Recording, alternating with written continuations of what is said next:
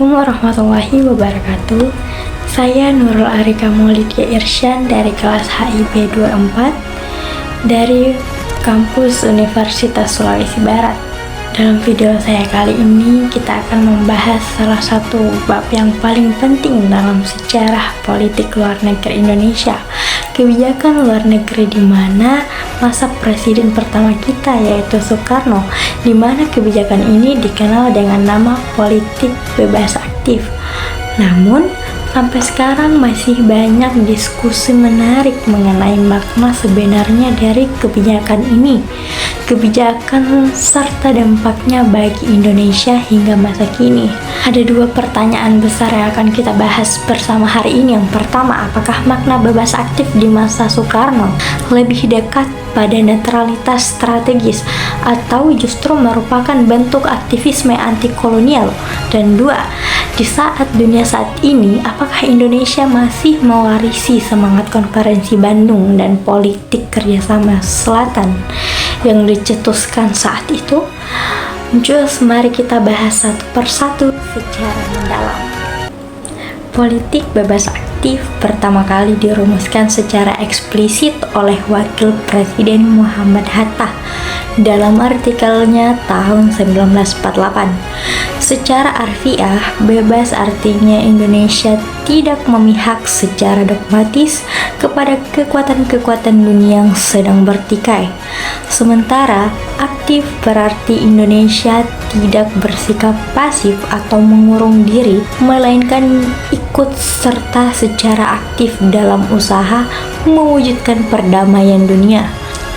Banyak orang mengira bahwa ini sama dengan netralitas, yaitu sikap diam, tidak ikut campur dan menjaga jarak dari konflik antar negara. Namun jika kita melihat sejarah masa kepemimpinan Soekarno yang begitu kenyataannya sangat berbeda, di bawah kepemimpinan Soekarno, bebas aktif justru berubah menjadi aktivisme anti kolonial dan anti imperialisme, di mana ciri utamanya yaitu Indonesia tidak diam melihat ketidakadilan. Kita menjadi garda terdepan memperjuangkan kemerdekaan dan bangsa-bangsa yang masih dijajah, dan kita aktif menggalang kekuatan negara yang baru merdeka atau sedang berjuang lewat forum internasional, dan kita berani mengambil sikap tegas, bahkan terkadang menentang kebijakan negara-negara besar yang dianggap merugikan kedaulatan bangsa lain. Contoh nyatanya saat Indonesia menentang kehadiran Belanda di Irian Barat, keterlibatan kita dalam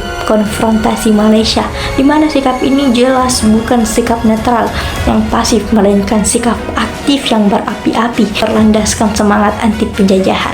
Jadi jawabannya tentu di masa Soekarno, politik bebas aktif jauh lebih dekat dengan aktivisme anti kolonial, bukan sekedar netralitas strategis. Bebas artinya bebas dari tekanan kekuatan asing dan aktif dalam berjuang menciptakan tatanan dunia yang adil dan merata. Pembahasan kali ini kita kemudian membawa kita pada pertanyaan kedua. Dalam kondisi dunia hari ini, apakah Indonesia masih mewarisi semangat Bandung dan politik selatan-selatan?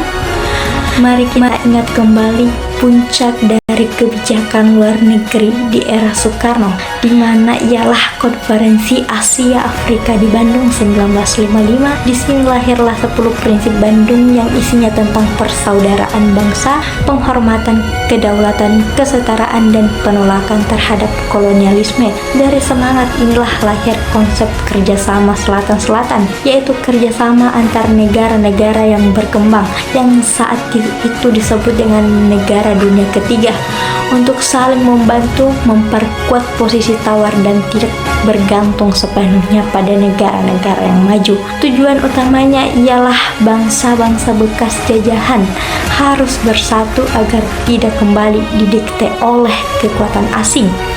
Lalu, bagaimana kondisinya sekarang? Apakah semangat ini masih hidup Indonesia yang masa kini? Jawabannya tentu iya. Semangat itu masih ada dan menjadi dasar utama politik luar negeri Indonesia, meski bentuknya menyesuaikan dengan zaman, meskipun gaya kepemimpinan dan pendekatan diplomasi berbeda dengan era Soekarno yang sangat vokal dan tegas. Nilai-nilai dasarnya tetap dipegang, di mana yang pertama yaitu semangat Bandung di Indonesia tetap konsisten memperjuangkan kedaulatan negara, menyelesaikan sengketa secara damai, dan menolak intervensi urusan dalam negeri. Sebagai contohnya dalam peran kita di ASEAN atau upaya menjaga stabilitas di Laut Cina Selatan. Kedua, politik selatan-selatan, di mana Indonesia kini masih aktif mengembangkan kerjasama dengan negara-negara berkembang di Asia, Afrika, Amerika Latin, dan Pasifik. Kita berbagi pengalaman pembangunan teknologi dan perdagangan yang saling menguntungkan. Kita juga aktif di forum non-blok dan organisasi negara berkembang lainnya untuk menyuarakan kepentingan bersama. Perbedaannya hanya ada pada cara pelaksanaannya. Jika dulu perjuangannya lebih fokus pada pembebasan dari penjajahan, sekarang perjuangannya bergeser menjadi pembebasan dari ketertinggalan, kemiskinan, dan ketidakadilan ekonomi dunia.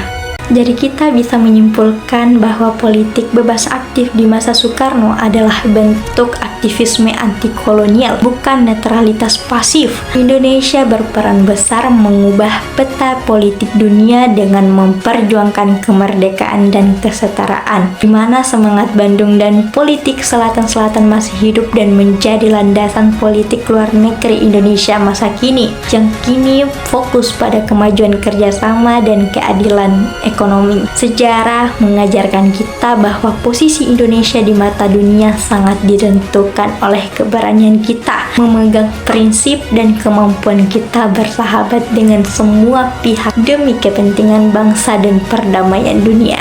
Sekian yang bisa saya sampaikan dengan penjelasan singkat tentang sejarah politik luar negeri Indonesia di era Soekarno. Mohon maaf apabila ada kesalahan kata dalam video ini. Terima kasih. Wassalamualaikum warahmatullahi wabarakatuh.